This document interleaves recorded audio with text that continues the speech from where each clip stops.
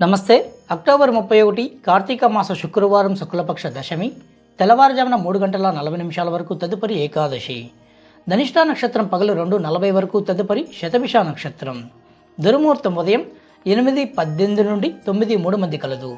యాజ్ఞవల్క జయంతి పర్వదినం శుక్రవారం. ధనిష్ఠా నక్షత్రం దాతృయోగం కార్యసిద్ధి, శతభిష సౌమ్యయోగం సుఖము గనుక ప్రయాణాలు అనుకూలం. మానవుడు చేసే వాచిక, మానసిక, కాయిక ఈ దశవిధ పాపాలను కార్తీక దశమి రోజు చేసే స్నాన, జప, తప, దాన, అమ్మవారికి చేసే పూజల వలన దశహర పాపాలు నశించిపోతాయి. ఈరోజు చేసే దానాలలో ఆవు నెయ్యి కానీ లేదా కొద్దిగా ఆవు నెయ్యి కలిపిన గేదె నెయ్యిని కానీ అర్హత కలిగిన పండితోత్తములకు దానం చేయడం వలన వంశాభివృద్ధి కలుగుతుంది. కందిపప్పు సూర్యోదయ సూర్యాస్తమ సమయాల్లో దానం చేయడం వలన కఫ సంబంధించిన వ్యాధులు తొలగుతాయి. నదీ నదముల్లో గల మట్టిని తులసి కోటలో వేయడం వలన భూదానం చేసిన ఫలితం లభిస్తుంది.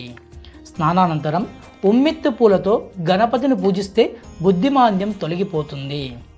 పసుపు వర్ణం పూల చేత ఇష్టదైవాన్ని పూజించడం వలన జీవితంలో వస్త్రాలకు, ఆభరణాలకు లోటుండదు. నెయ్యి లేదా నువ్వుల నూనె లేదా అవిసె నూనె కార్తీక మాసంలో దీపారాధనకు వాడడం మంచిది. ఆవు నెయ్యి దీపం వలన సౌభాగ్యం కలుగుతుంది. విష్ణు ఆలయంలో ప్రదక్షిణలు 12 కానీ 24 కానీ 36 కానీ 108 ప్రదక్షిణల వరకు చేసుకోవడం మంచిది. అమ్మవారి ఆలయంలో అయితే లేదా శివాలయంలో అయితే ప్రదక్షిణలు 9 కానీ 18 కానీ 27 కానీ ఇలా 9 సంఖ్యలో చేయడం మంచిది. దశమి రోజు శివపంచాక్షరి మహామంత్ర స్మరణ మోక్షకారకం. ఈరోజు కోపం పనికిరాదు. వీలైనంత వరకు శాంతంగా ఉండవలెను. వంకాయ, కొబ్బరికాయ ఖచ్చితంగా దశమి రోజు తినకూడదు.